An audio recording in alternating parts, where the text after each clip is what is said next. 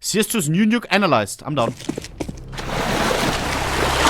Nuke has come to Counter-Strike 2 So sexy. the biggest map overhaul yet, according to Valve's own overhaul system, which deems the maps we've had already like Dust 2 and Mirage to be minor overhauls, whereas Nuke is considered an upgrade, with new Source 2 lighting and PBR materials and reflections.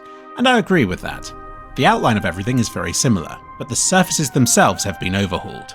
Stick your face up to almost any texture on this map and its improved materials are clear to see. The tarmac now has intricate patterns to its cracked surface, almost everything's shiny in some way, and Source 2 is finally capable of displaying the colour red. When we look back, CSGO's surfaces just look browny orange in comparison. Wow. I have another video showing before and afters if you'd like to take your time to study these changes without listening to my voice. Pay attention to the ambient sounds, which have also changed. The rest of this video will cover the other things that I've noticed. Check out the shadows behind this stuff here. Now look at them here. Both of these examples are from CS2, and yet there's very clearly a difference between how these shadows are rendered, with this second example looking worse and more pixelated and blocky. This, That's how my CS2 looked like, no? believe it or not, is Source 2's new lighting, bringing the real-time lighting that CSGO used to have outside indoors.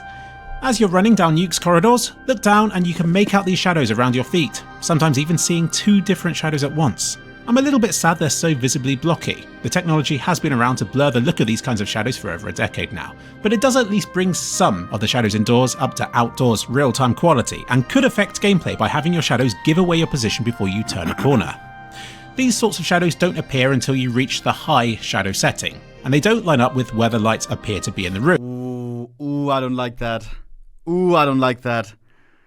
I don't like that you have to switch a setting in order to see something that may be giving you an advantage. You know what I mean? Like this right here, you can see the fucking shadow of someone hiding behind the corner. If you have your fucking settings on low, you don't see it if you have a bad PC. If you don't have a 4090.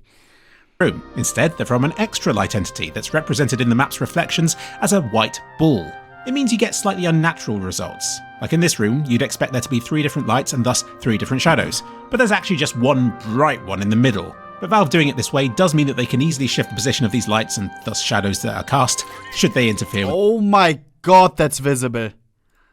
Yo. And imagine now you're the guy that has a bad PC and thought, oh yeah, let me turn all the settings on low. Nah. And then your teammates, you see him. in a negative way. There's an especially bright light under the ground in bombsite B, which will cause your character to cast a massive shadow on the ceiling when he stood in the centre of the site. So there's one of these real-time shadow casting things present in almost every room of Nuke, and it does reveal a player's position in some very important spots. Here he is in this example. And here's a player shadow giving away his position here as well. Wow. Even the sunlight in bombsite A is done using these real-time lights. Look at this! At medium or low shadow setting, this player shadow doesn't appear at all. I don't know what Valve's going to do about this. It seems like a major oversight from them. They're either going to have to make it so that the character shadows are projected at all shadow qualities, or at none at all. Or a third option would be to have some weird cut-off where the shadow fades out early, like it seems to be doing in this doorway for reasons I'm not sure of just yet. But I do hope they keep these shadows in, because it looks kind of sad without them. So I guess that's the biggest change to the gameplay. They also removed this bench from the middle of locker room, as it did obstruct movement. Good. We're quickly going to take for granted how much of an improvement the materials in Source 2 are, so time for a quick reminder of how bad it used to look. Look at this shiny metal fence material. Doesn't seem too hard to do right, does it? Yet CSGO gave us this weirdly plasticky looking metal instead, with fake looking sheen lines on it. Again, the new one looks like metal, complete with blemishes and reflections. The old one looks like an old grey plastic texture. This example's even better because CSGO appears to have all the new fancy effects on these things already. Its pipes are shiny. And as we move the camera about, the reflections on the walls highlight the many bumps and imperfections with the material.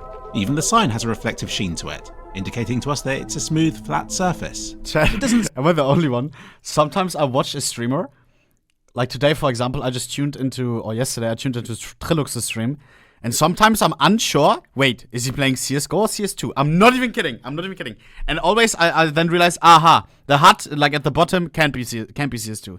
I'm not even kidding. CSGO looks so good. Sometimes I think maybe it's because they have some filters on their stream or whatever. I'm telling you, bro. I'm telling you. Like he was playing Nuke or something. I was like, no shot. Is he playing CS2? Same? Okay, good. Doesn't seem like anything's missing. Maybe some OBS filters though. From this example. So you wouldn't imagine that CS2 would help improve this much. Yet it does. Now it helps that the reflections of stuff, instead of just being white streaks, now seem to represent the room that they're reflecting. And for those of you who worry CS2 makes everything too shiny, you can breathe a sigh of relief, knowing that the wall, being the bulk of this area, is now significantly less shiny looking than it was before.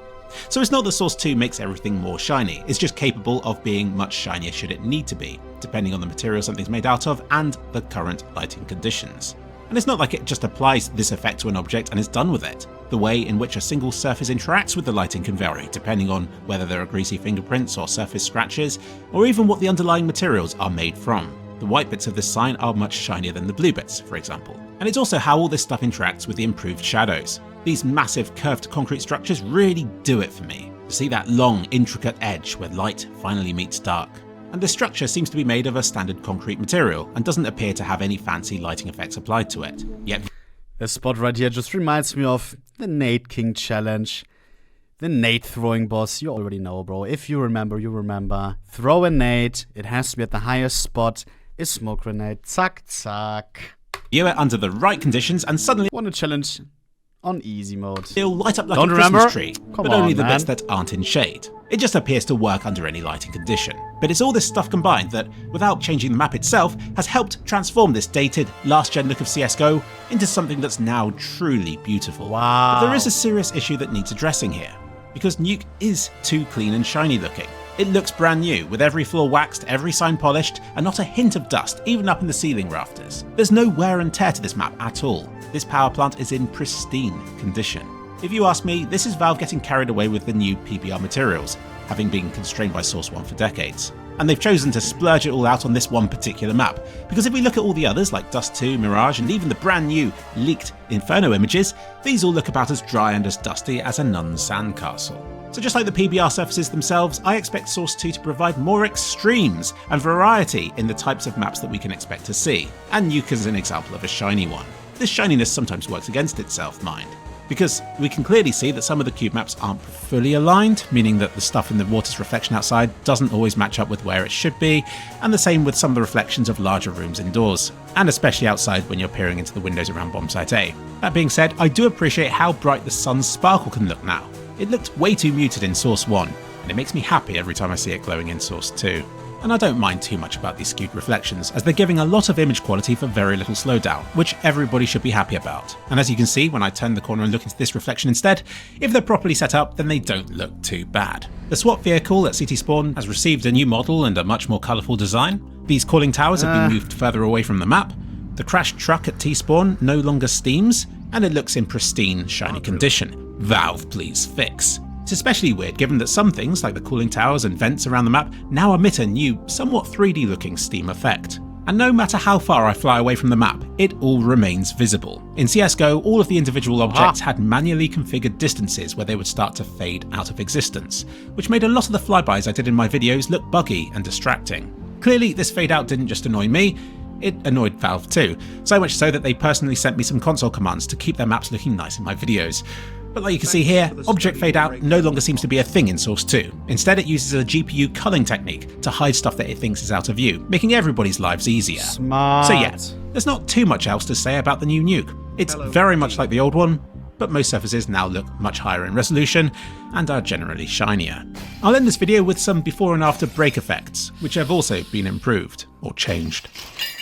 Oh, hell no! Bro, what is that? Oh, bro. Break effects, looks so which have bad also compared been to improved, this. or changed. Oh my god. Easy. But I don't like, I have to be honest, how it bounces back up. You know what I mean? That looks a little bit goofy. It looks like, hey guys, 1 minute paper, yeah, with another paper, and it's like, you know, it looks weird. Maybe just me. The glass breaking effect is not the same as the glass in Half-Life Alyx.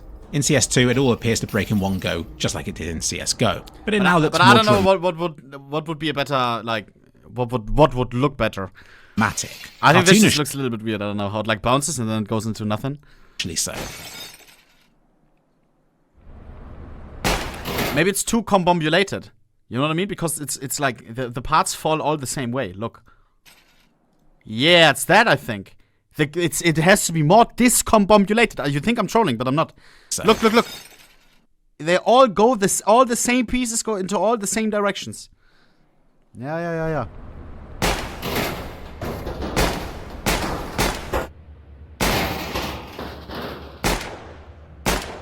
Fire in the hole.